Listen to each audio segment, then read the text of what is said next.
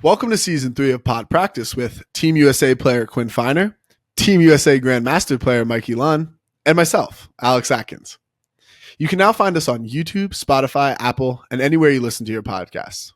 We want to keep growing the Pod Practice community, so reach out to us with your thoughts on IG and YouTube at podpractice_pod, or email us at show@podpracticepod.com. I hope you enjoyed the episode. Let's rip. All right, today we have on Robin Lamy from Tokay, Tokay Cleats, Tokay Ultimate, and we asked him a lot of questions about footwear, entrepreneurship in frisbee, etc. It was a good convo. What were some of the takeaways that you guys had?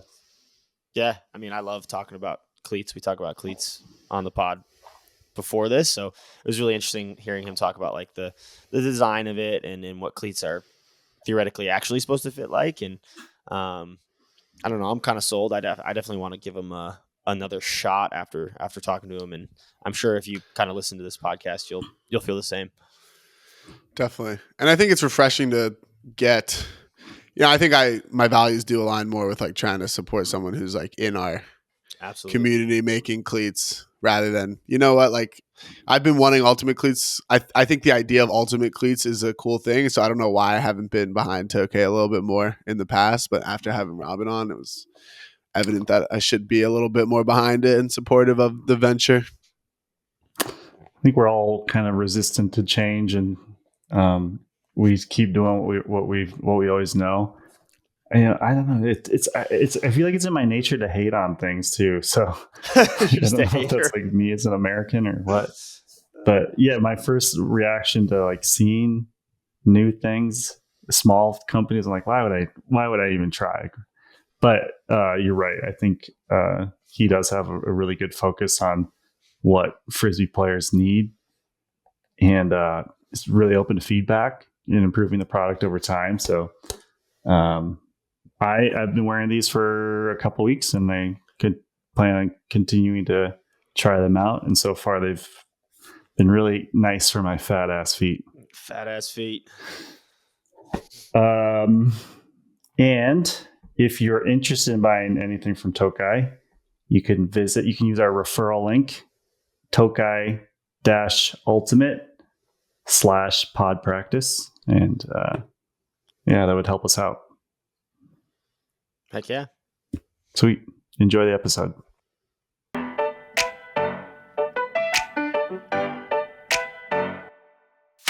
right, welcome back to another episode of Pod Practice. Today we welcome in Robin Lamy from Tokay. Yes, very good. An excellent ultimate company producing lots of different ultimate apparel to take you to the next level. To sky your limits. To sky your limits. That's our motto. How's it going, Robin? Very good. Awesome. As I was mentioning, I've been listening to you guys for the entire day, so I'm doing very well. That must have been a brutal day. A brutal long day.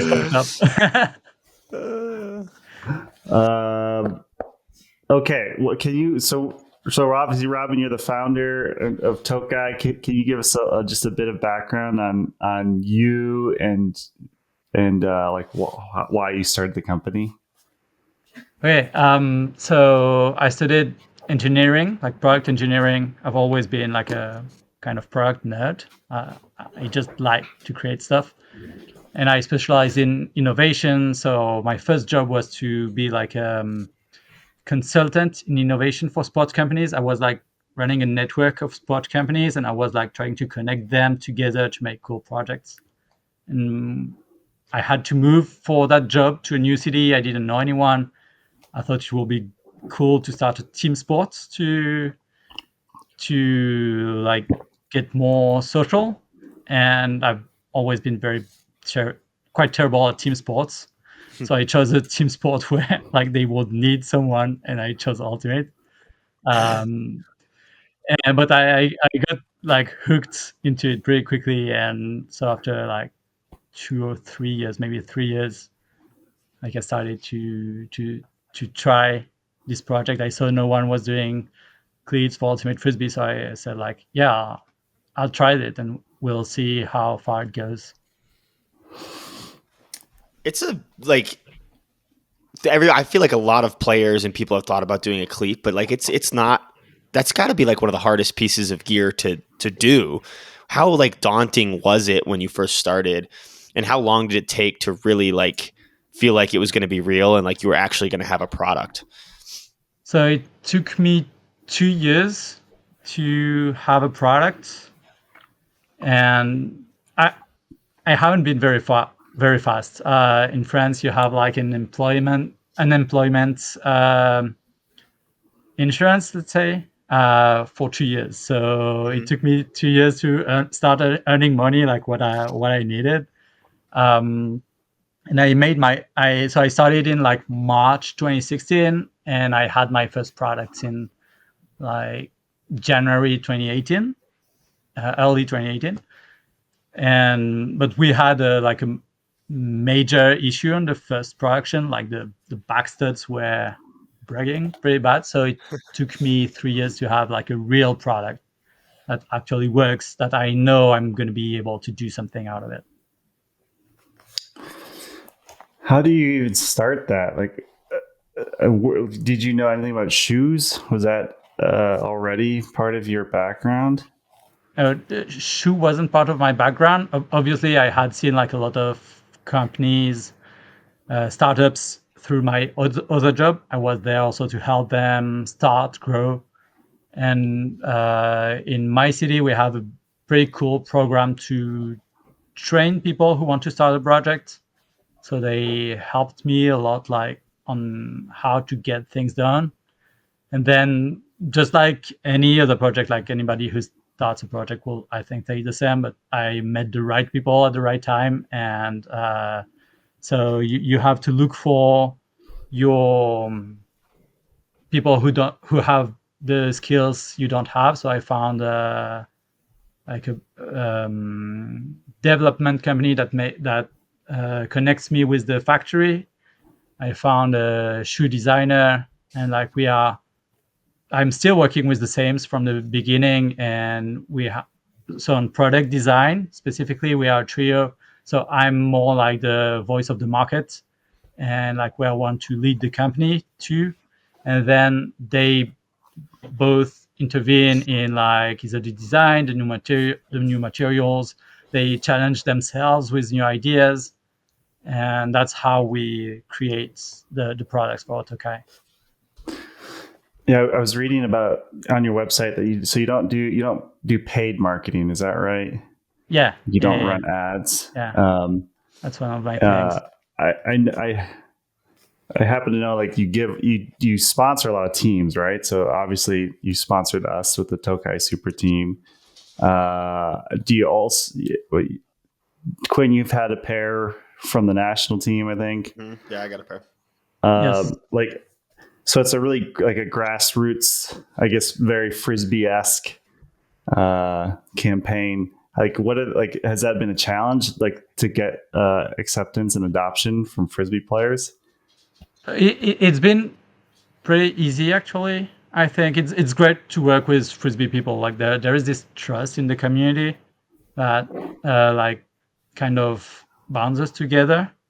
Mm-hmm. So it's Love that. Maybe it's just because like we speak the same language, we're used to it, and it works the same in another community. I don't know. I never worked with other kind of communities, but like I feel very comfortable working with frisbee players. Like I run most of the customer service, and I'm not very good at receiving like bad emotions and stuff like that. You know, I would be bad email terrible. can like kill my day, but I receive very few of them. Like obviously we screwed up with some customers. We can have logistics problems, that like production defects can happen, but most of the time like people are very nice. It's and we end up solving the problems, of course. But it's always been very easy to work with the ultimate community. And like something that I remember like was my first marketing campaign was like a form that I was doing to like look for the Like what needs qualities? of the players, and also I was using it obviously to create my email base to start shooting newsletters. So and at the end I was like, oh, if you like the project and want to support us, like please send it to your teammates or friends.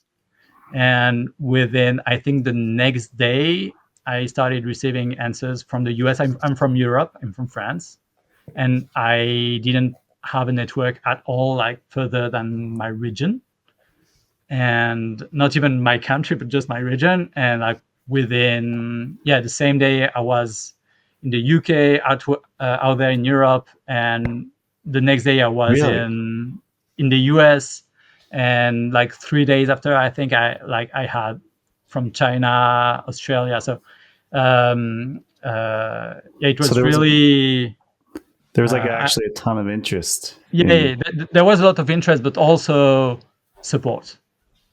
That's awesome. I don't want to throw the frisbee community under the bus. I guess I am doing that. Sometimes I feel like I actually, in my experience, have felt that we are not that supportive of a community. So that's honestly quite refreshing to hear that so many people are interested. I feel like they're supportive once they realize what someone's mission is, but I find that I run into a lot of cynics out there. Maybe it's just my cynical nature that brings it out in people. Maybe we've used that a lot. I'm trying to get out of it. Like at one point I was able to do it. Like when I did my Kickstarter, when I was being started. Now I feel like maybe like 2 years ago, I started realizing I couldn't answer to my customers as I used to do it because I wasn't considered like as a starter, as a small project. I see. We start to have a brand name that is established. So we had to step up and be more professional, which wasn't easy, but was also very good to realize. Necessary step. Yeah. Have you ever spoke to like the greatest people? I kind of feel like they've run into similar like growth issues where a ton of support at first and then it sort of levels off, and like kind of trying to navigate the waters of like now you're established and now we kind of expect you to be the same as some big box brand. Like is that fair to say? Yeah, for sure.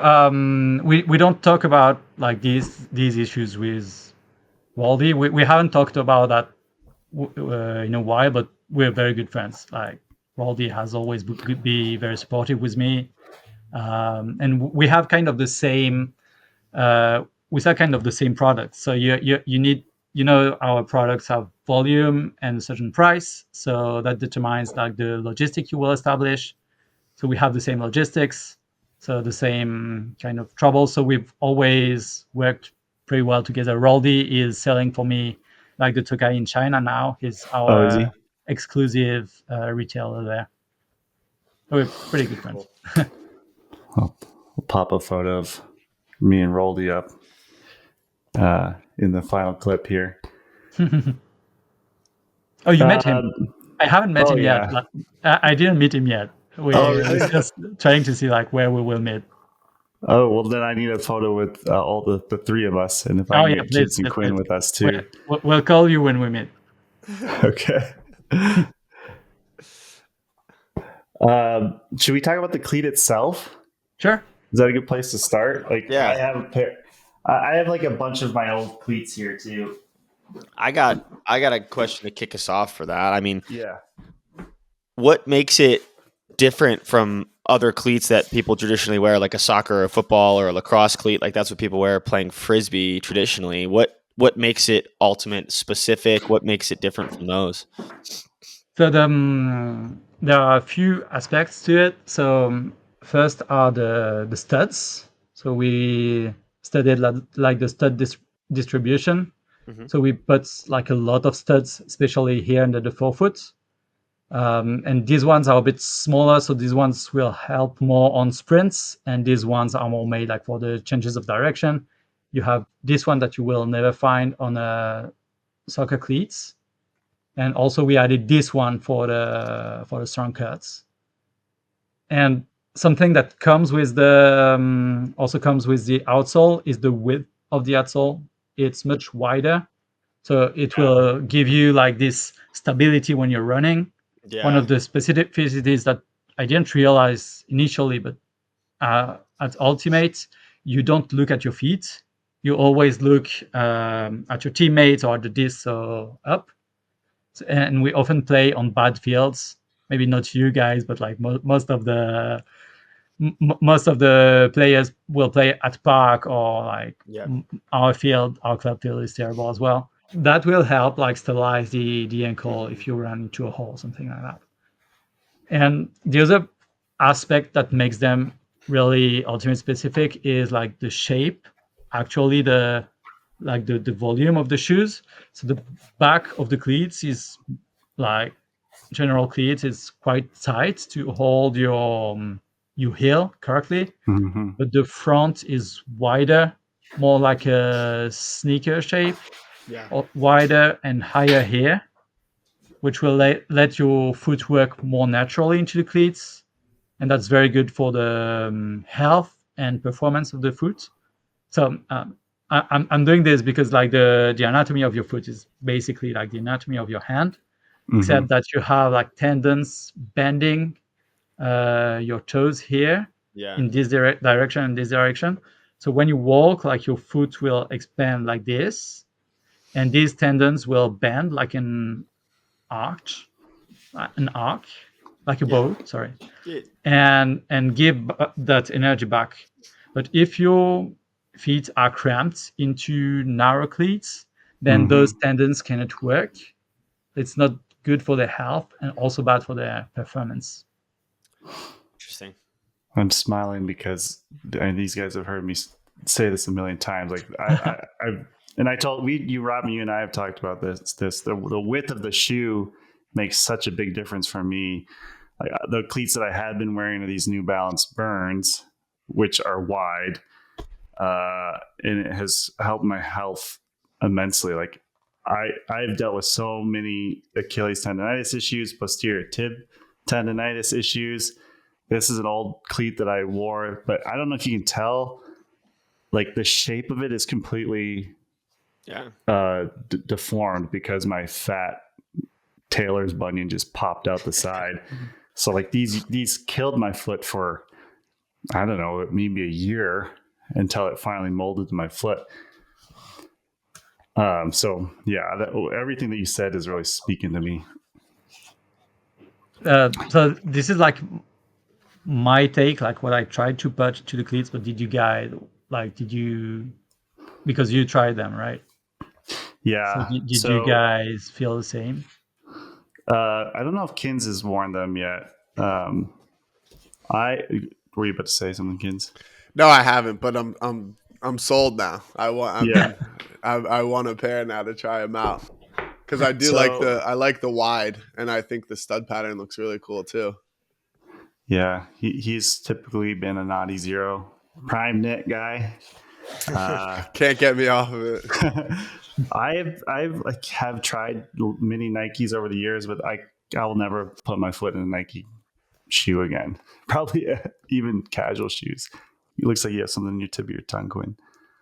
Yeah, I'm thinking about just the cleats that I use, and I've talked to Robin about why I don't use Tokays, but you wear these, right? The Prodigies. Yeah, I wear New Balance Prodigies, which is like the New Balance football cleat, which I think people hate so much that there was massive recalls and they don't have them on the website anymore. So really, that's the cleat that I wear right now, and I've liked them. I have two pairs, and I'm basically through one pair and probably onto my next one. But just like I might be just like a masochist because my cleats are just stiff, narrow. I size down on them. Like, I don't know why. I think it's just because I'm used to it. But I have a pair of Nike football Vapors, which that's what I've traditionally worn until I got into New Balance in like the last year and a half, 2 years. And I went up to, I'm an 11 and a half sneaker, but I wear a 10 and a half cleat for whatever reason. But I got an 11 in my Nike Vapors that I have too. And I don't like, I can't get used to it. Like I don't like the extra room, but I'm going to try a wide. And I might try to get into the Tokays as well, but I don't know. I don't understand why my cleat preference is so And messed up. Habits as well, right? Yeah. Like we're taught to like cramp out. Do you come from another sport? Hockey. Okay. Yeah. Like the ice skates, like they will ruin your feet. Definitely. Like that, it's made you like this feeling, right? Like Yeah. most people are used to like soccer cleats, and it's Mhm. the same. Like they want their feet to be like tightened. Yeah. Although like most studies, most orthopedics say it's bad for your feet, but it's a habit. So Right.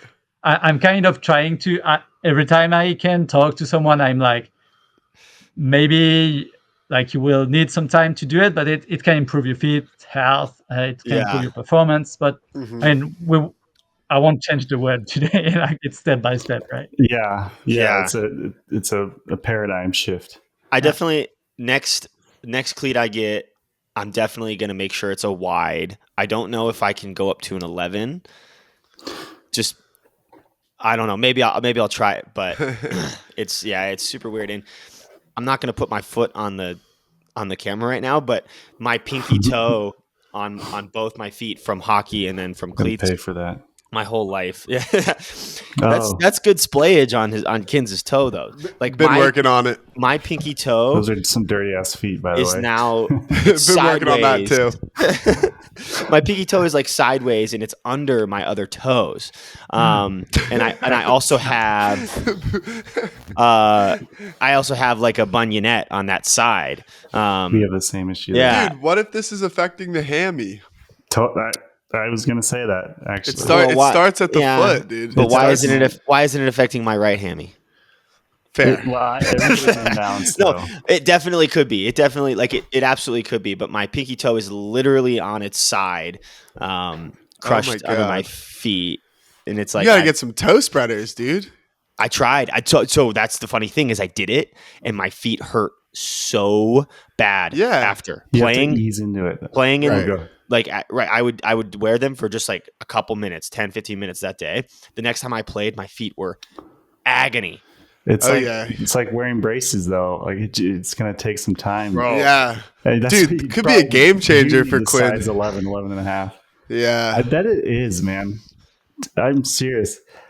But like, actually, so I want to compare a couple of these. So I have not played a tournament in these because the only tournament I've played since we spoke, I was considering wearing these at nationals, but I've had so many Achilles issues that I didn't want to risk it. So I stayed in these for that tournament, but I've been running in these since, and I haven't had any issues. And I actually, the first thing I noticed was a width, because that's always the first thing I notice. The fact that I don't have any immediate pain in the midfoot area as well was a big deal. Like, I don't know if you can see the comparison. Like, there's just even the cleat plate of these Mizunos. That Mizuno looks so skinny, bro. It's this thing. It literally injured me. I liked these. They're super light. They look cool too. They look cool, and that was kind of why I they're kangaroo leather, that aren't to they? myself. But Kinsey, we were running, remember? And I just like popped something in my foot. Oh, was that those cleats? Is that cleat? And that turned out to be the post-tib issue. I had to do, like 4 weeks of rehab to be able to play again. Oh man! That's when I finally switched over to these. One thing about the Burns that I really like is obviously the width. I kind of want That's kind of really the only thing that I really love about it, to be honest. The lacing system is okay, although it's really hard to lace these or relace them. I don't know if it makes a difference or if you know this, Robin, but these laces are kind of off to the side instead of over I the think middle. it's style. Style doesn't really make a difference. I would need to see more of the construction. Maybe like they have some kind of inner material that will like wrap your feet, and the other one is protecting them. I'll be honest, I don't like the laces on the New Balances, and these ones are heavy. They're kind of clunky. So when I put these on the other day, it almost felt like my foot was free again in a certain sense, because I had now grown used to having the heavier cleat. The only thing that like fit wise that I had to sort of adjust, well, I did put my insole in. I don't know how you feel about that, but I've been using the Super Feet. I know you have your own product that I want to try as well. Yeah, that's one of the things we made like Ultimate specific. We know a lot of people wear orthopedic, so you can easily remove the insole and put your own. That's a good one, because a lot of my old Nike cleats are they're glued in, and I have to rip them out. I always hated that. The only thing was like a quick adjustment was I felt like my heel wasn't totally locked in until I used the last eyelet. So yeah, the heel lock is my other the other thing I love to explain. Sorry, can I take a little bit of time to do that? Yeah, please. It's like yes, please. It's like a free tip to improve any pair of cleats. It's the reason why you always have two holes on top of on the top of your cleat or sport shoes, is to do that.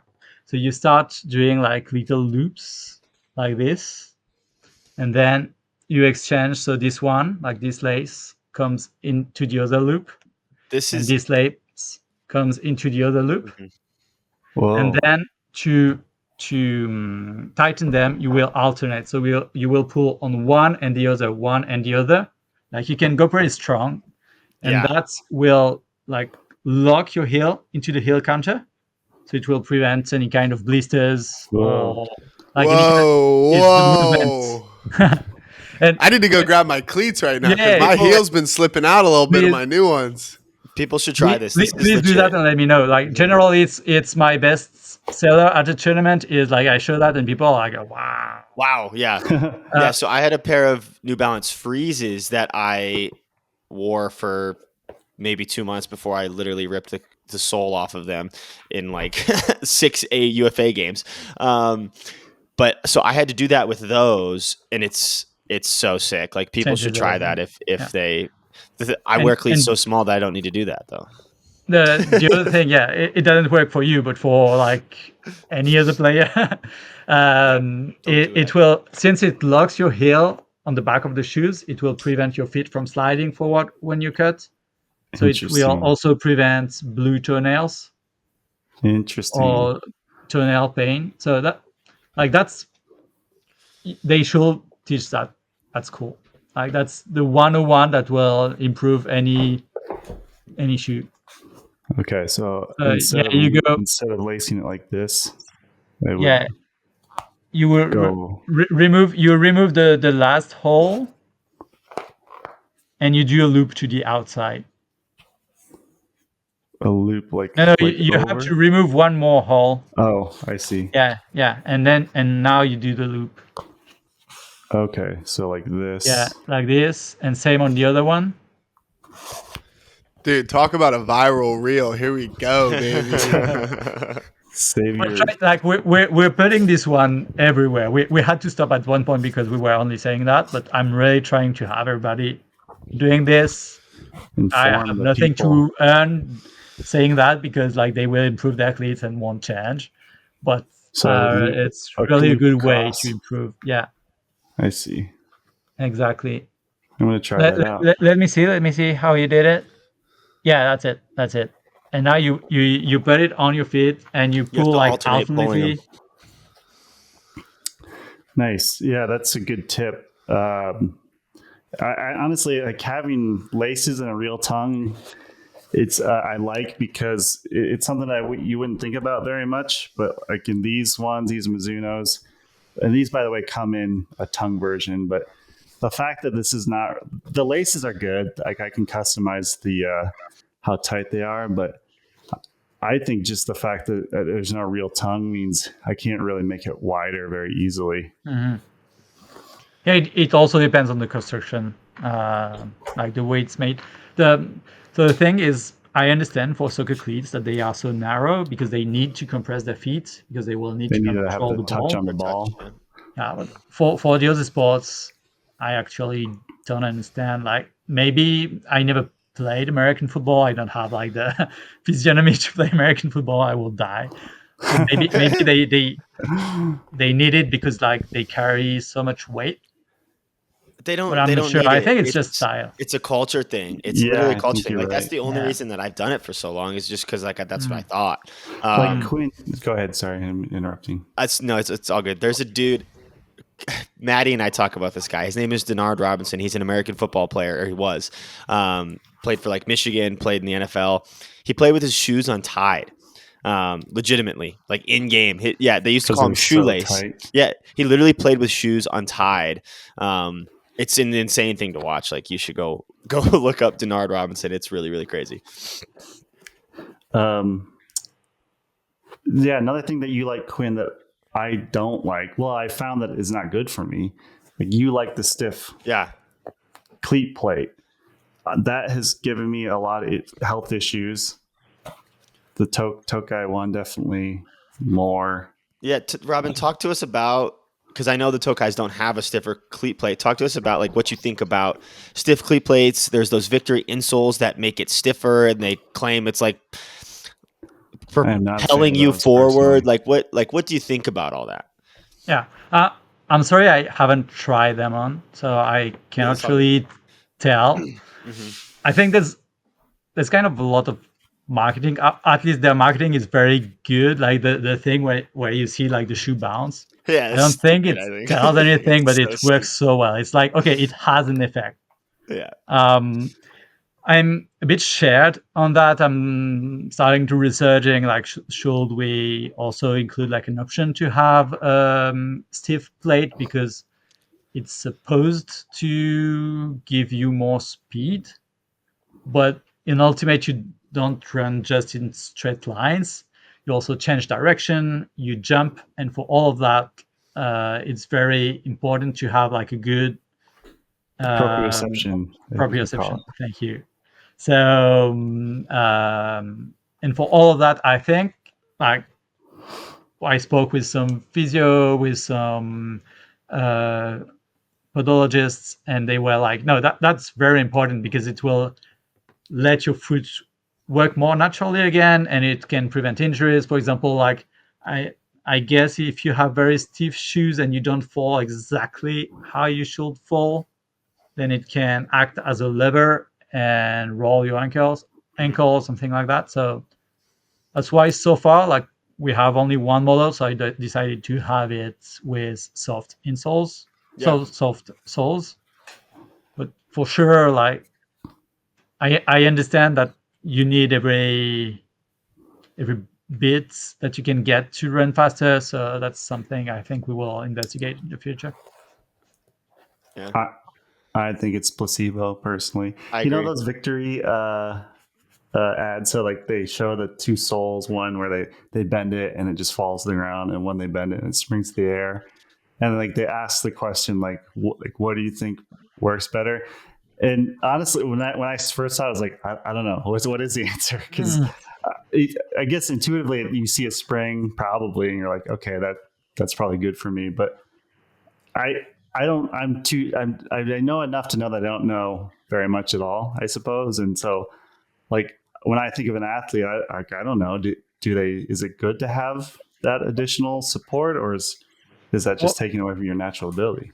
what what I would add if I was to do this product, I guess, will be a separation between the like the toe, Intimate. the rest of the toes, like having some kind of Y shape, so you can push, like you can press Yeah. on your big toe, and you can have at least a little bit of mobility in your movements, because you know like it.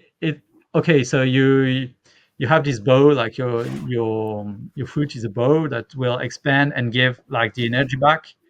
But if you put it on a stiff plate, then does that Yeah. energy still work? I'm not sure. So I'm not sure how much you're actually gaining with it. Yeah. What I've heard, especially from running shoes, because I know there's been maybe some more research, especially with the marathon runners, like the long distance folks. There is a energy return that you become more efficient, but it's like it's a tool that you need. Your muscles need to be strong enough to handle. Is basically how I understand it, and it's kind of like akin to wearing an ankle brace when your ankles are healthy. Like it just over time you depend on it too much, so all the muscles in your body become weaker and more susceptible to injury. And I know for a fact, like one of my issues with my Achilles has been that I've historically worn running shoes too much, and I've talked about this a lot too. But it raises my heel, shortens the Achilles, so you can imagine, I guess, the Achilles being here more. And then when I come to cleats, instead of being raised, it's like flat, so it's more stretched out, and there's just like more strain on the Achilles. And then, like you said, I cannot believe how much like big toe activation has made a difference in offloading the rest of my entire chain. Like that's like what activates my arch, which takes the load off my Achilles and calves, and then also just helps my hips and then IT bands. Like I can't believe how interconnected all of it is. Mike, have you ever looked at my big toe? I don't know if I want to. No, it's huge. I've got a fat ass big toe. I think it's really good for me. My friends when I was younger used to call my big toe the biscuit because it's so big. For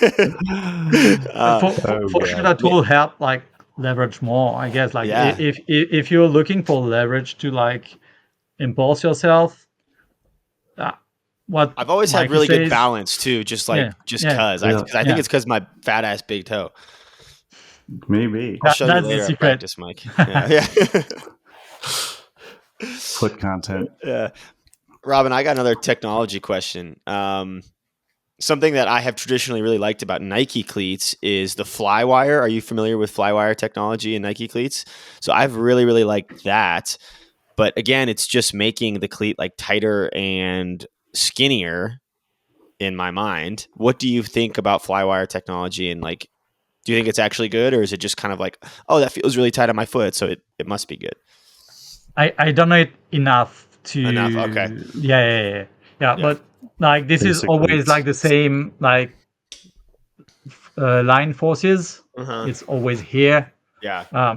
So we have, for example, two fabrics like the one that you see here, and there is another one like under the logo. If you look closely, you'll see like there is stitching here, and like this one is more rigid, so you can pull very strong on these, and there's no problem, like it will hold.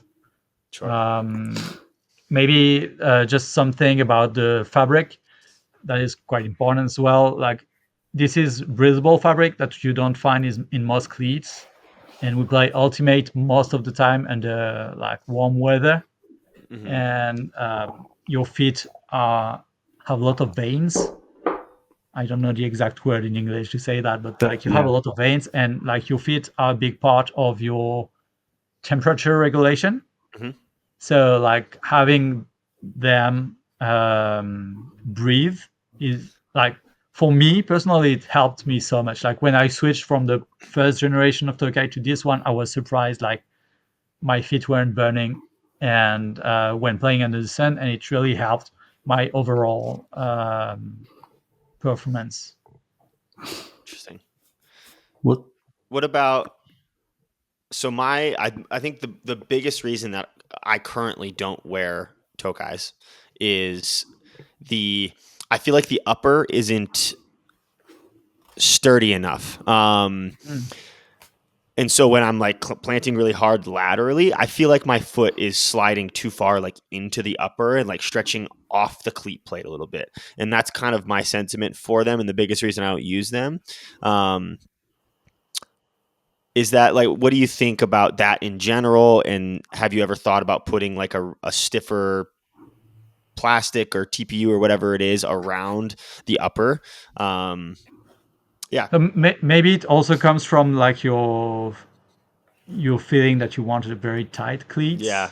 Maybe that's Totally. related, because I don't think like you can like deform the shoes so much that like your Yeah. foot will slip out. I mean, so so That's kinda we my already sense. have a reinforcement here.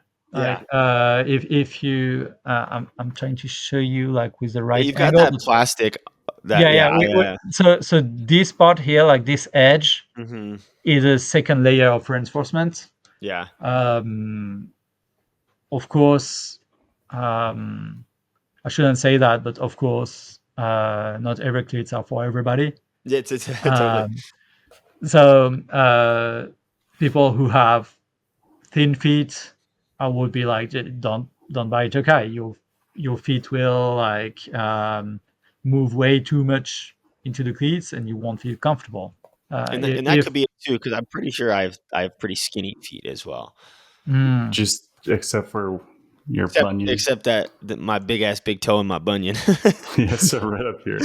which can change the feet Totally. a lot. I always recommend to like tighten them like hole by hole. Like these ones, you only need to tighten them once, and they are adapted to your feet. And like the last two ones, you need to really, like, you can really untighten them to put on and remove the shoe easily.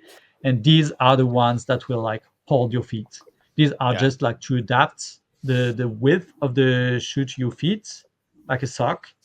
But these are the Or a ones ski that boot, will kind of like a really ski boot. hold your feet into the shoes. So maybe like using the lacing technique on the heel lock technique on your Tokays should It's worth improve a the shot. fit. Definitely. Yeah. It is. That was one. I did have to adjust the laces a little bit. I ran at practice last weekend because we were just short on numbers. But I did have to adjust these, and it did feel a little bit better because I was getting a little bit of slippage back and forth, at least from what I was used to, because it's a different shape. But on that note, Robin, I guess you want to talk a little about some of the challenges or feedback that you have Sure. gotten in plans. What did you have other questions on the cleats themselves? Yeah, what have we missed? Is there anything that specifically that you've built in that you want to I mention? don't think so. We spoke about most of them, like the stud distribution, the wide cleat Well, pattern we can talk here. about the actual look of it in a little bit if you want. But Yeah, I was going to ask about. Let's go to this one because we're trying to understand like where we should go. On the one hand, Have you considered bright pink? With like this. Yeah, maybe something that says like pod practice. Pod practice. Okay. That's a good name. That would be cool. I will try to see if it's taken or not. Pod ones. The pod ones would be sick. Pod ones.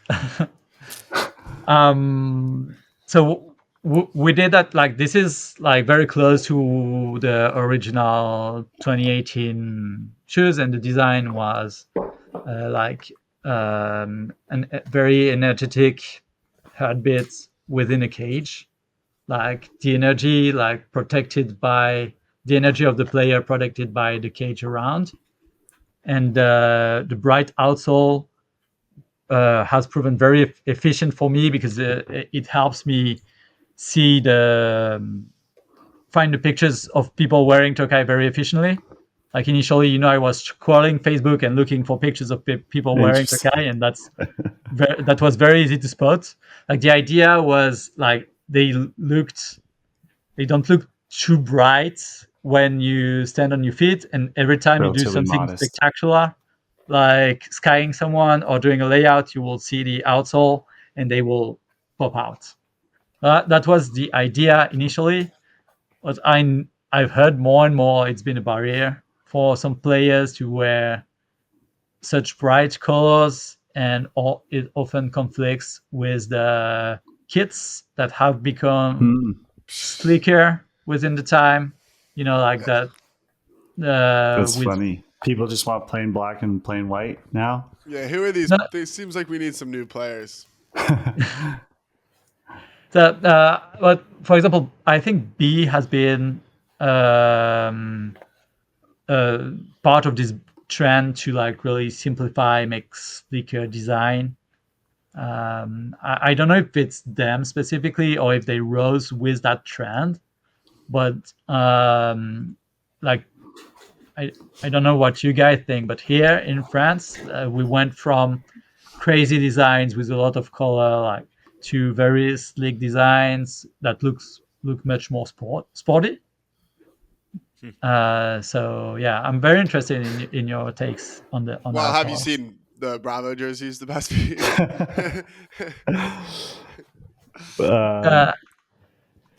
Have you seen the tracksuit that Quinn is wearing?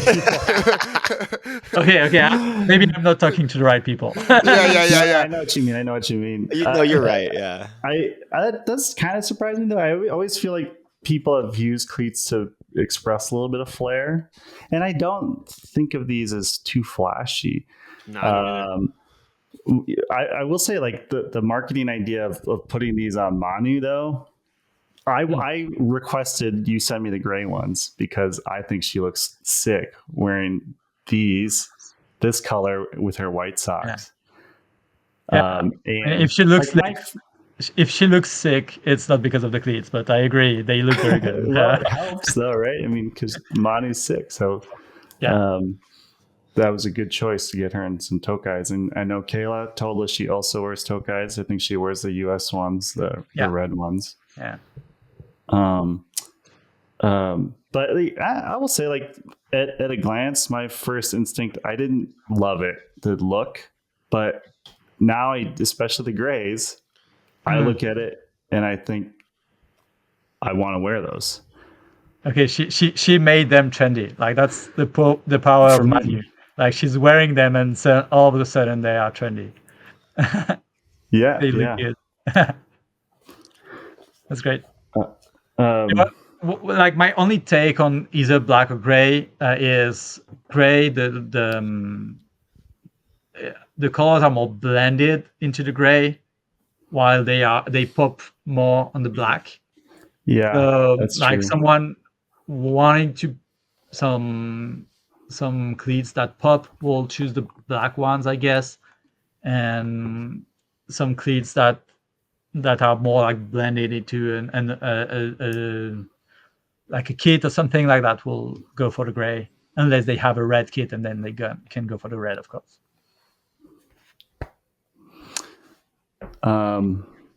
What are the design things? Quinn, I know you have something in your mind. I just ran and grabbed it. We were talking about. Yeah. Okay. Yeah, I just ran and grabbed these. So that's fun. Yeah, these are Why isn't there a white one? That's the question we're wondering right now. Like it's a bit hard because like we've always been very visible on the fields, and I feel like I'm really losing something. If I'm making a white one just like anybody else, then you don't know that player is wearing Tokay. But that's what the people want, so I have to go for what the people want, but I don't want to. I mean, you can still put your own spin on it. We talk about it every week, at least every week at the office, of going for white leads. And this actual aesthetic is modeled after a gecko, is that correct? Yeah, right. So Tokay is a species of gecko, and I liked the fact that the gecko is very fast and agile and doesn't slip. So that's why we chose that name, and also I think it sounds pretty well. It's a name that you would remember pretty well. So the logo is like the fingerprints of the gecko. It was also a way to like promise that we will put our signature on them and like put the best of us in doing these shoes. That's how we came out with this logo.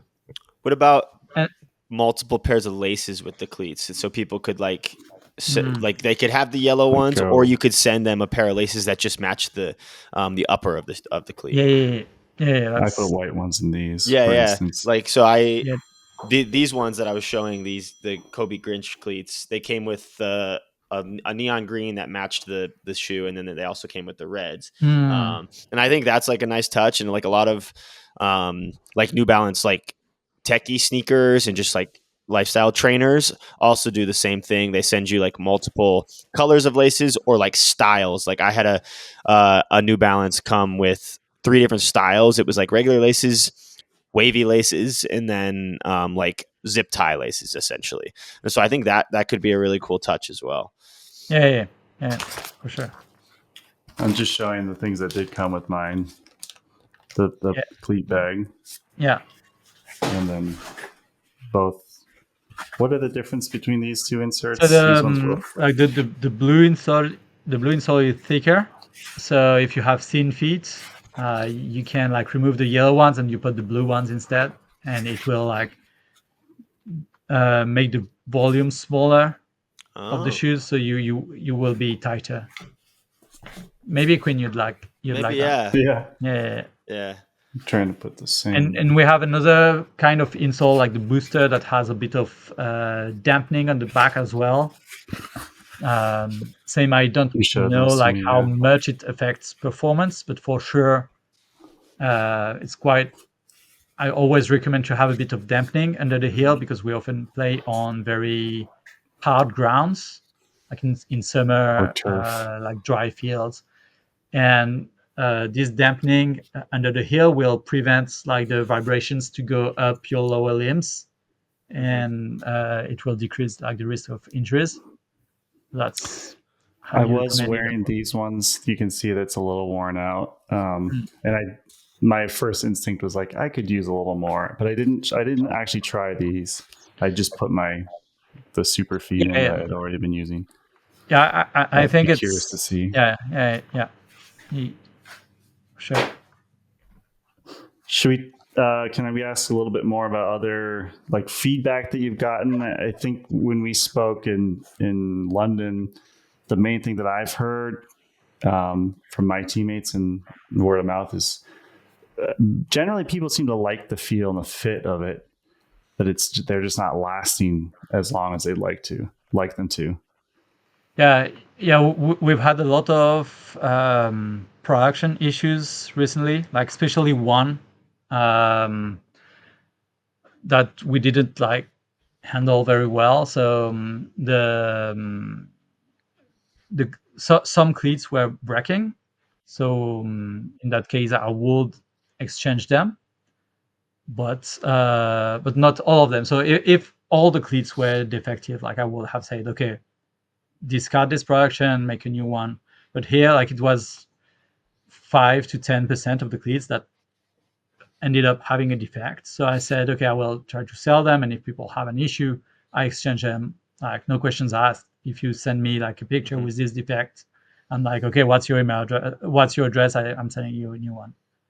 But I think a lot of players didn't reach out to me and said this brand is shit. I won't buy to them anymore. So we are trying to like spread the word that that was one production that is over now. Maybe that was a bad decision for me, but it was hard also to like throw away like 90% of the production that will work. I think that affected our image a lot. Sorry, Clint. No, sorry, I was interrupting. I'm curious how long. There's probably not like a set answer, but how long is a cleat supposed to last? Like how long is a Tokay supposed to last? Like it's not supposed to last forever, like obviously. So if I'm playing UFA to club, how many of those seasons is it supposed to last? Like UFA and club, I don't think they will last more than one season. Yeah. Okay. That's kind of all around though. That's what I have to replace my cleats usually more than that, to be honest. Yeah.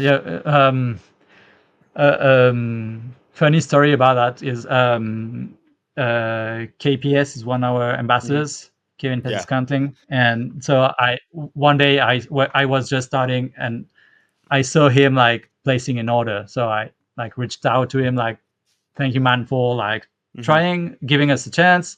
Please let me know if you have any issue. I'll be happy to help.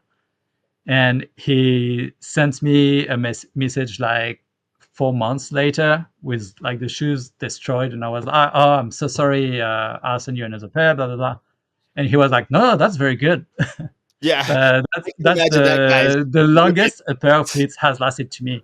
Like he's almost swimmer, like he's very, he's very, he has very strong body. So for sure, it's always very hard to answer this question, but it will depend a lot on the players.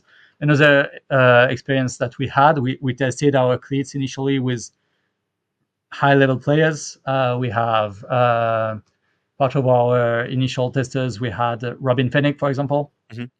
So I was like, okay, she's the person that will like give the most to these shoes and destroy them fast, and I will have quick feedback, and everything was good. But then I realized that she has such a good technique in cutting that she doesn't wear out the shoes, and I don't send her replacements quite as often. So now I found couple testers. You spoke with Ina in one of your last. So Hent is my go-to club to test the cleats because they have such a bad field. Like they destroy the cleats. So like I've learned from that. But yeah, so to answer your question, I would say like someone who's playing a lot will wear them out within a season, but they will need to change any pair of cleats within the season anyways. If you play like casual league, maybe they won't last as long as like a big bulky pair of Tokay cleats. For sure, they are lighter, they are breathable, so you cannot get like the same durability with them. Although what we're doing, so it's not very visible, but every production that we make, we evolve some of the materials to improve the durability. So recently we changed like this one, we changed like the TPU here. We have small improvements that help us improve the durability for sure. Support Pod Practice by visiting our Ko-fi page. Donate and we'll send you a sticker. You can also support the pod by visiting the Be Ultimate Pod Practice store.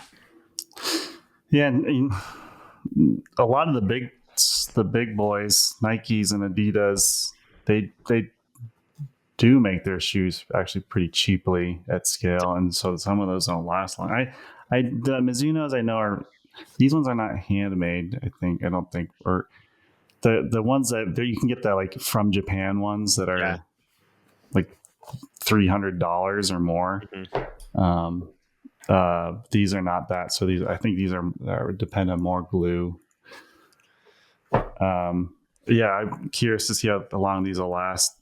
Quinn, you've had so up and down with like your pairs. Yeah. Kins, I don't know about you on the prime knits. Have those lasted you like? You usually have two pairs with you. Yeah, I always buy two pairs and like rotate through them, so they last pretty. They're pretty good. Yeah, that also helps a lot because like the moisture will degrade, weaken the materials of the cleats pretty badly. So if you can alternate, like if you play 2 days, then you have one pair drying during one day, and you can alternate. That's pretty good. It's a good point. I go like practice and game. Like one is like my practice. The newer one is for the game. Yeah, because it looks better, still new, shiny. Yeah. I like putting on the fresh ones. That's very important. Yeah, it's also a good thing that you talk about it. Like we often compare cleats in general, but you have everything in cleats, just like you have different levels, of course. So my goal, I know I'm competing with like quite bigger brands than me, like the ones that you said earlier. My goal is to be competing on their middle range. Like I won't, with my volumes, I won't compete on like the cheap ones, just with our logistics costs, for example. It will be too expensive, and I don't want to do like too premium products. I don't want to go like too far into stuff that people couldn't afford. So I am trying to stay in that middle range for now, and maybe when we have more volume, we can expand either one way or the other. I haven't decided it yet. Can I ask? So, what's the most typical cleat that I have here? I don't have typical ones. I guess I'll just hold up to like. These actually are comparable price wise. I think when I bought these, they were like 140, and yours are 141 US. I think. I think the Prodigies are like 160 more. Oh, really? Yeah. Can you just talk like for people that have that in mind? Like, what are some reasons that you would say it's a good idea to just let's try the Tokays over like a quote unquote established brand of a similar price? So there is all the things that we already discussed, that they are ultimate specific. So health, performance, temperature management, water management, because they are breathable, so they will dry also quickly. One other thing that we're working a lot on is our customer service. And so, for example, I am the one who answers the email. Like if you write to hello@tokay-ultimate.com, I am the one who answers. I have like all the information. I look into like your last order. I look into your photos, and I answer with what we can do. We have a warranty program because I know also like I would like my cleats to be more durable. So if it's like a known issue that we have, I exchange the cleats. Like the production defect that we have, I don't look at the how long ago you bought them or anything. I just exchange them. If they have like a bad issue within 6 months, sorry, I also exchange them. And then from 6 months to 1 year, I offer a 50% discount, and 1 year to 1 year and a half, I offer a 30% discount on your next pair. Because that's awesome. We need that as Tokay, like to make sure like our customers are comfortable, and also it helps us get a lot of feedback to then improve the cleats. The good thing is that the one who is doing the customer service is also the one who is like designing the cleats. So we have a very quick feedback in my head, and I know more or less like, okay, we need to improve this, we need to improve that. And I mean, this kind of service, I think also what people really like is the personalized answers.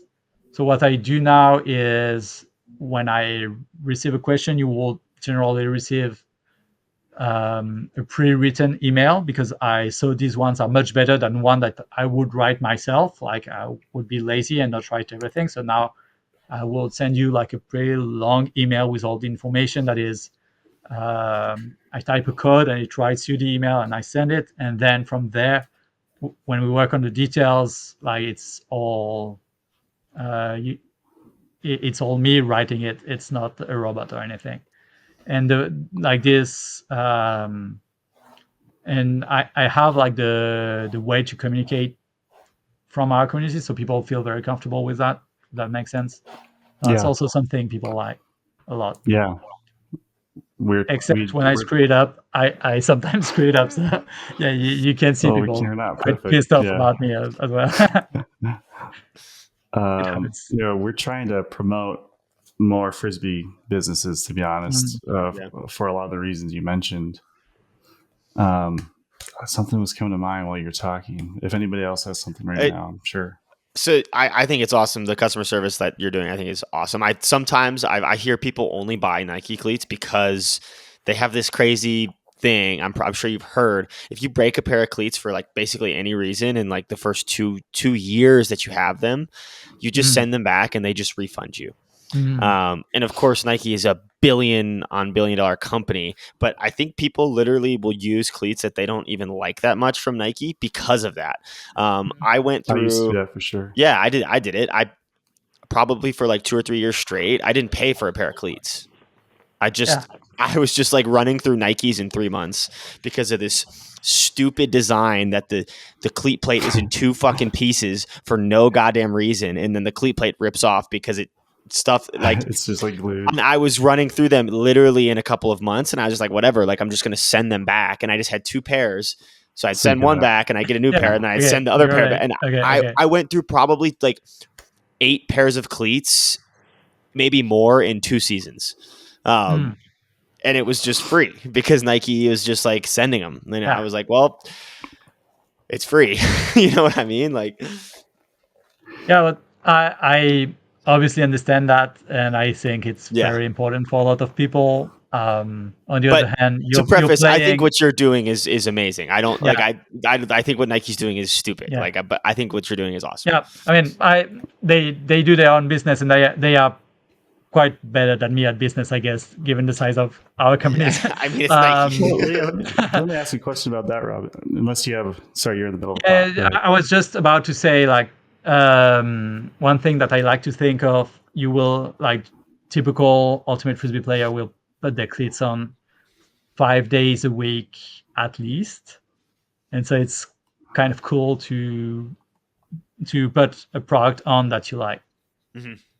Even though it's a bit like it can be a bit more expensive because you don't like get the refund or anything, but that's something I try to advocate for as well.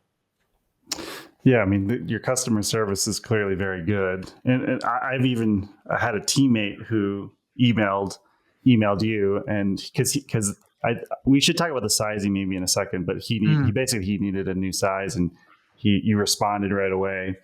And he was like, I think I was talking to the owner of the company. I was like, that's awesome. Like, it's awesome that you get that direct feedback. I agree. I hope I can I hope I can't do that for long because it will mean we grew and I could hire somebody else. But it's also very good, and it helped me so much, like starting the company. For example, when we had this production issue, initially I didn't know really what to do, etc. And I received like so many messages from people being like, oh, they broke during a tournament or something like that. And I was like, oh shit, I really have to do something because it's important. Do you have any of those still in cycle? Do you know, in inventory? So we received 2 emails today. So I think like in my logistics, they have cartons of Tokay, and I guess one of the cartons they opened was defective. Although I thought I didn't have any of them left, so I asked my warehouse to check them and to remove to put them aside, take them out of the sellable inventory. Yeah, so I still have some like bubbles here and there where you could find some, but like the warranty remains the same. Let me ask you about scalability and long-term goals here. Have you ever heard of the Savannah Bananas by chance? The what? Sorry? No. Do you know what? Have you ever watched baseball? Just like American baseball? No. I don't get it. I tried. I don't know why I said American baseball. Baseball is baseball. American baseball. America's pastime. So there's the Major League MLB, Major League Baseball. It's like the common version of the sport. But there's this team called the Savannah Bananas, and I think they have a small league, and it's owned by like just this one family. They sell out stadiums. It's like a much different. This is a wild tangent, but I promise I'll bring it back. They sell out stadiums like MLB stadiums, and it's more of like an exhibition entertainment thing. It's like the rules are slightly modified, but basically it's like a more fun, family-friendly version. Do you know what the Harlem Globetrotters are, Robin? What, sorry? The Harlem Globetrotters? Yeah, no? Sure. Yeah, yes, okay. It's that of baseball. Okay. A difference is like the Harlem Globetrotters were always scripted to win. Yeah. The Savannah Bananas are not. I know a lot about the Savannah. They were actually just in Denver. And they sold out. Anyway, Course, yeah. the reason why I'm mentioning this is because they have this mentality of they want to always put the customer first, or the guests or the fans, the fan experience, and they don't want to sell out to like big sponsors. He wants to keep it everything transparent. He wants to keep everything just focused on fan experience, and it's not necessarily about maximizing the amount of money he makes. And for their business model, it proves very effective because they do sell out stadiums, people enjoy it, and they don't need to grow necessarily. The reason why I was thinking of you is just because I guess, what are your goals? Because if you were to scale and grow a lot, then a lot of the things that we love about Tokay as a frisbee community may have to change. And like, hopefully you don't have to be answering every email soon, but have you thought about like production costs, etc.? Like, yeah, so I kind of need to grow because I'm producing very small amounts, and it's always like a negotiation with the factory. Like I'm happy I found a factory that produces such low amounts. To give you an idea, my production, like the size of my production, is what a bigger, like some of the big brands we talked about, will produce as prototypes to send to their retailers.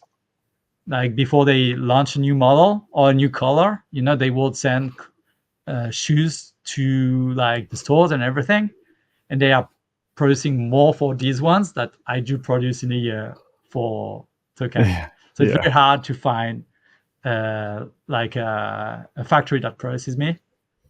And also I could like have pretty interesting scale saving, especially in terms of logistics, like saving on costs, and that would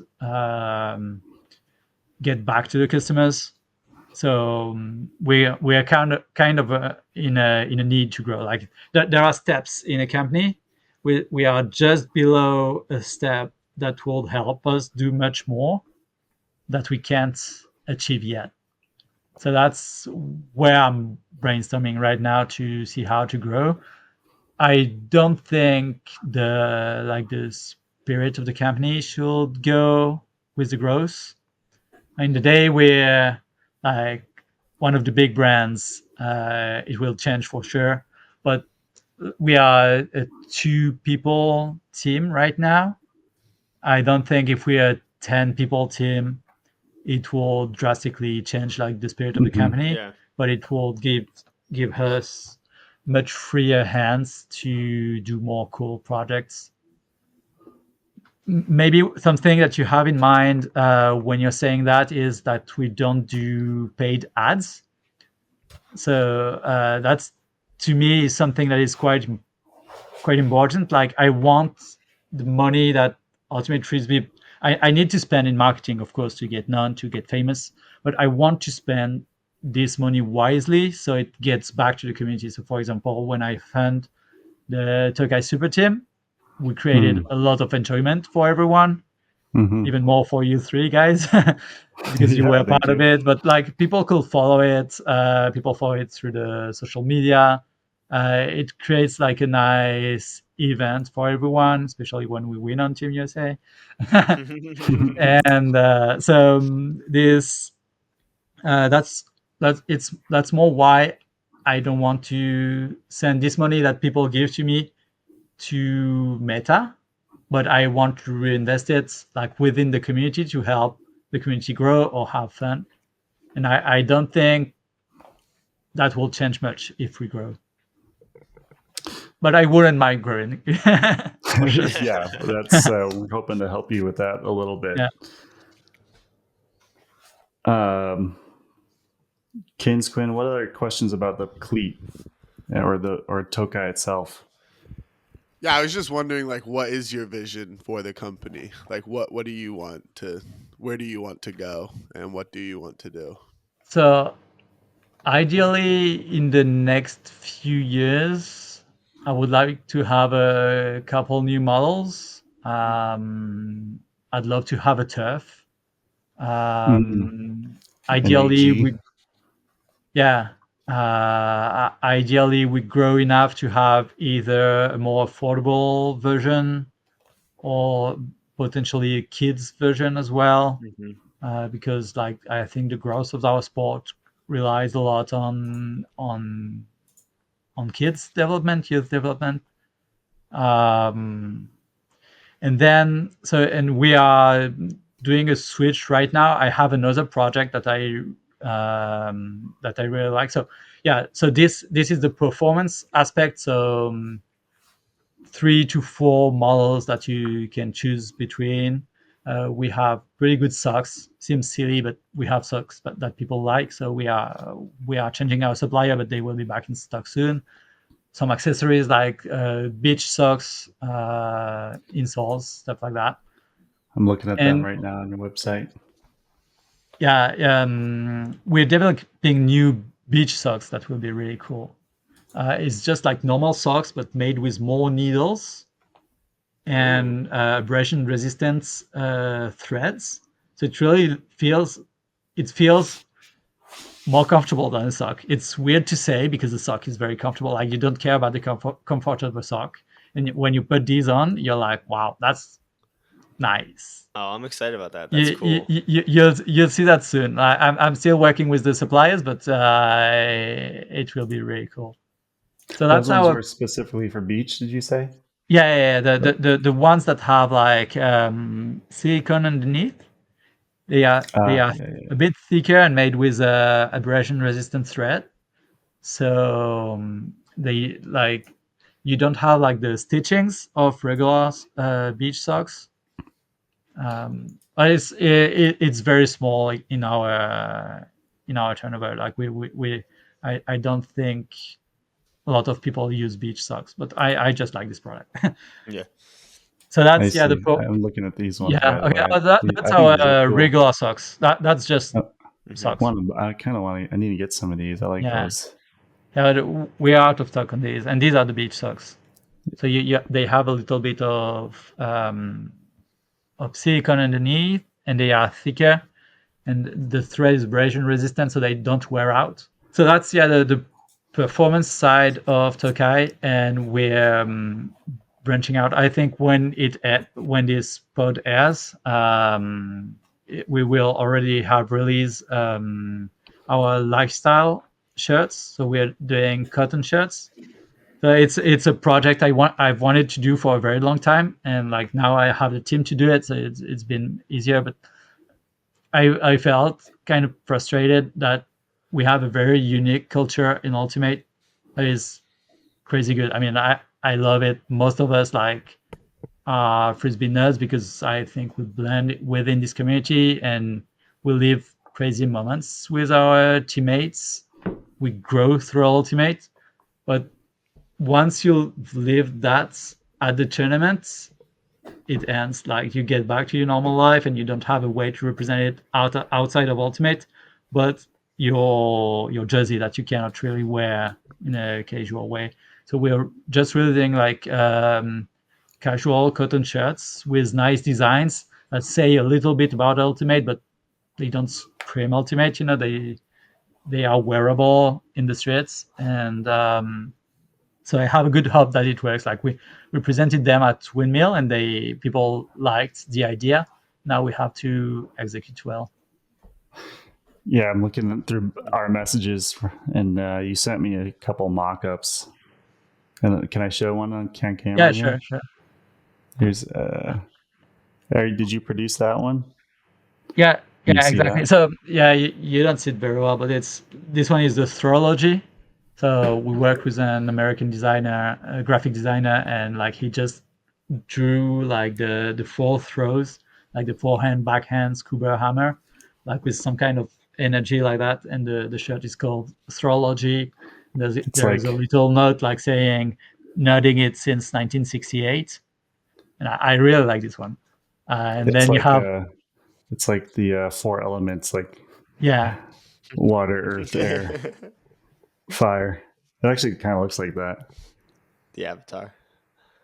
Yeah. So we're trying to realize that, and I when I saw the reactions at Windmill, I think that's something people are looking for sure. I think you're Oh, right. We've gotten similar feedback actually. Yeah. We've made a few different T-shirts. They were cool. And I love them. yeah, thanks. I appreciate it. They're very cool. Once people have them in hand, they tend to like them a lot. And the most common feedback that we get is, I like kind of what you said. I like that it's a frisbee shirt, but it's not like in your face frisbee. Exactly. Think of like what Vans did. Like they started with shoes, but now maybe they sell more T-shirts than shoes. I don't know, but like when you wear a Vans T-shirt, like you represent all of the culture of skateboarding. Yeah. And I would love that one day you wear any kind. I'm not saying Tokay. Like if we work well, it will be Tokay. If not, it's somebody else. But like that you can represent that I'm a frisbee player and I carry all of these values that we have and love, like the joy, the energy, like the team bonding, the communication that we can have. Like we can communicate respectfully, except when we spike the disc into the other player. I listen to this to this podcast, but so like the grind that we have. I mean, I would love that we can represent that outside of the field. Yeah. So Tokay lifestyle brand. Are you calling that anything specific? No, it's gonna be Tokay for now. I didn't think about it. It might be a good idea, but also like I would love to have the brand like as visible as possible. Like if the T's help us like get the brand recognized, that's gonna be great. Yeah, it's maybe a better way to market than paid ads in a lot of ways. For sure. If you get a good cool tee. I guess before we go, should we talk about the sizing? Like if people are going to order, how would you recommend go for sizing? Yeah, so I have two sizing recommendations. One is if you wear US man, take your usual shoe size, not cleat size, because people tend to like vary a lot on their shoe size. Usual shoe size, and you go half a size down. Mm-hmm. And if you wear US woman, European, or UK, then go for your usual shoe size. And if you're unsure, like you have different shoe size, you go for your preferred like running shoes, and you go for the same UK size. Mm-hmm. So UK is the system that every brand use to develop the sizing, and then they translate the UK to European, US. So like it's the steadiest system to choose your cleats. So yeah, you go for your sneakers and you choose the same UK size. I think that's what ended up working for me. These are US 10, UK 9.5. I guess Europe 44. And the first pair you sent me was a half size smaller. I think they were UK 9s. And I usually wear 10. Sometimes I wear 10.5. These New Balances are 10.5 just to give me extra space for my fat feet. Yeah, but these are cleats. You need to go for your like usual size. My usual running shoe size is 10, and these are US 10, and that ended up working for me. Okay, yeah. It like feet are very hard. Like fitting feet is very hard, especially online. I tell you what, I'm sold. I'm gonna give my Tokays another shot when I can. Please try them on, and like when you do the introduction before, like you'll tell them if you've liked it or not. Yeah, definitely. You gotta get in some toe spreaders too, man. before you hop in those. You got it. Just 5 minutes a day, work it up. I want the picture. I want to see the picture. I have 5 sets of toe spacers because I am just obsessed. Use them all at the same time. You put they're all 5 together. Yeah. Did you also have questions about maybe like entrepreneurship in Ultimate? I thought that's one actually. of yeah. Yeah, I guess you've touched on starting the company a little bit, but in general, do you find that was it a different journey since it's through frisbee versus like another venture, and what have been the major hurdles? So the community was very supporting. One thing that I like to say to recommend, like a lot of people want to start their own business in frisbee, in Ultimates. I think it's very exciting because it's your passion, is what you like to think about. But also, I think it drove me back a little in my playing career, because like you're always focused on that. Like you don't like go out and return, and you're also always in that blurry space that you are a player, but you are also a seller. And at one point, it's been hard with my teammates. At one point, I decided, okay, when I'm at practice, I don't talk about Tokay. I don't talk about anything. So my teammates are less aware of what happens with Tokay than some other players. But just because I don't want to talk about it, because I don't want to merge my personal and professional space, just to keep enjoying frisbee. So I think unless like you're a physio, or like you really like your job really participates into your playing career, I think it's a very good, like it's a no-brainer.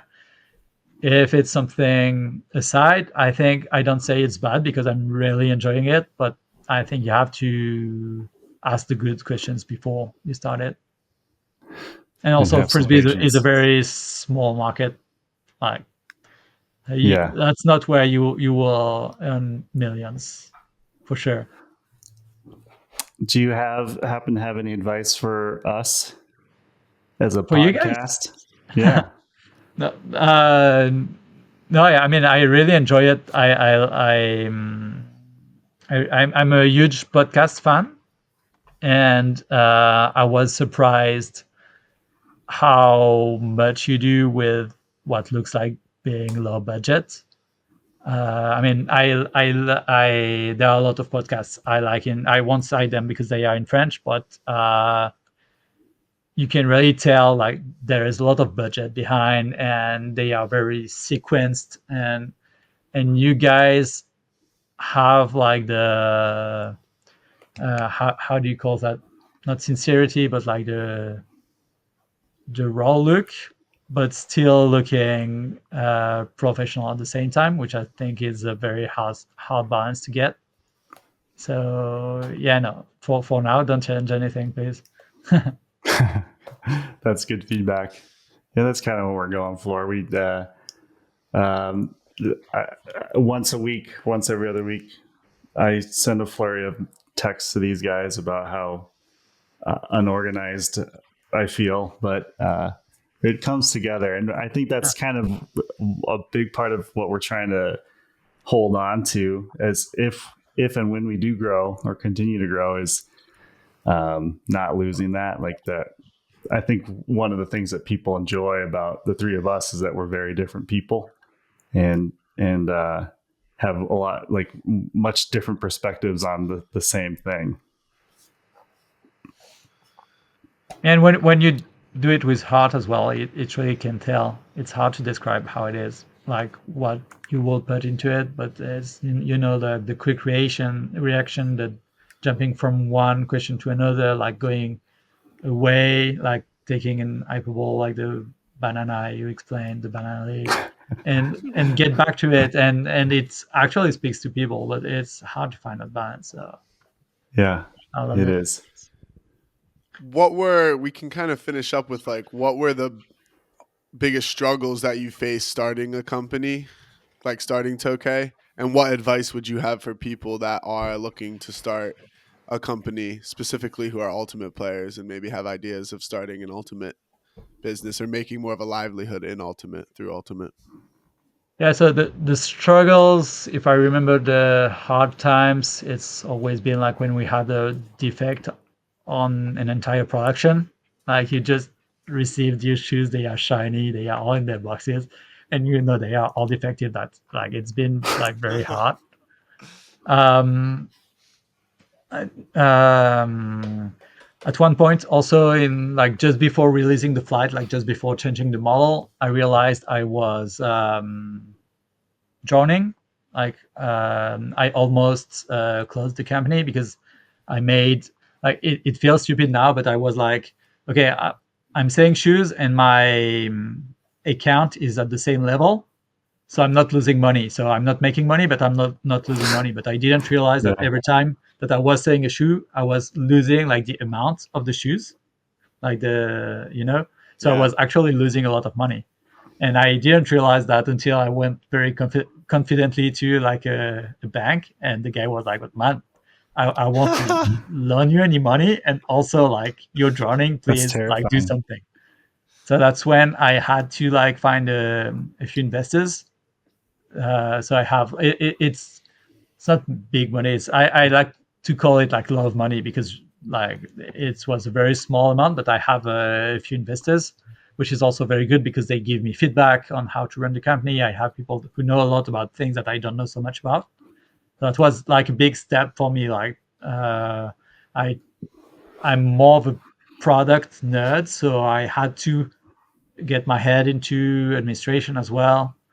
And good the good thing of that is that I was a bit afraid, to look at the figures and everything. But the good thing of that is that if you look into the figures, you will find the problems and the solutions. So I'm trying to always have that perspective now when there is a problem. Okay, I will look into it and find and within the problem is the solution. And it's quite often proven true. And yeah, as I said, maybe I was lucky enough to have a good training, but initially like all the bad messages affected me a lot, like people angry players.